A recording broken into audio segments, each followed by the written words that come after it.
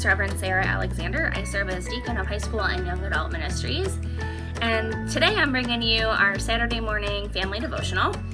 And today, and really all this week, we've been talking about animals. So if you go back to other YouTube videos, you could meet our pets and you could hear a scripture share on Thursday about animals from Pastor Susie. And then also today, we're talking about Noah's Ark.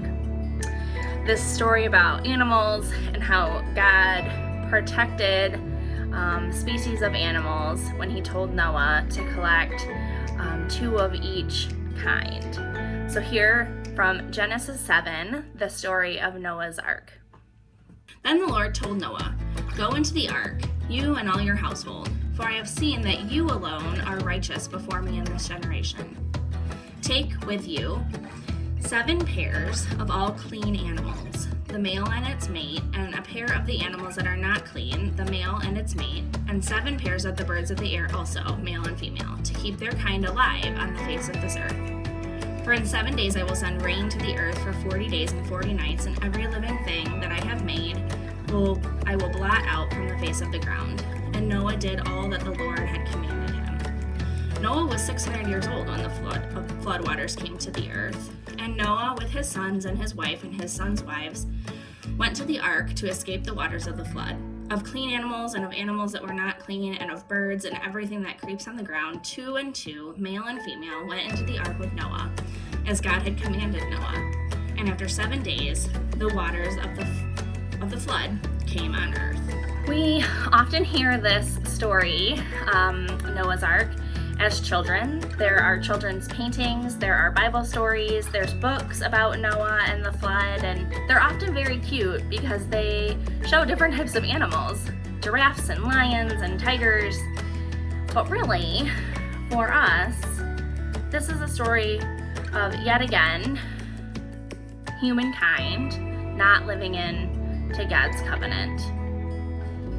Sometimes when we look around and see how humans are even handling the quarantine, we can kind of understand why God might get frustrated. We're not kind to one another.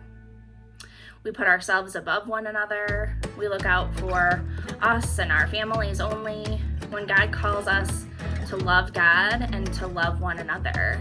When Christ came, that was the greatest commandment. The lawyers were asking Jesus, out of all the commandments, which is the greatest, trying to kind of trick him.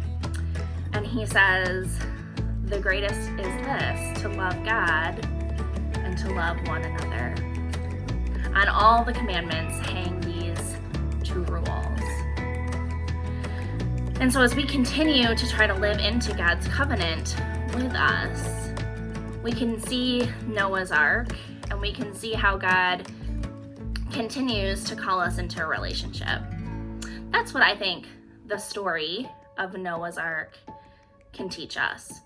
So I would invite you to take some time to talk with your family about how you are living into God's covenant through quarantine. How are you being kind to one another? And what ways have you maybe missed the mark where you're not totally living into that commandment that Jesus gave us to love one another and to love God?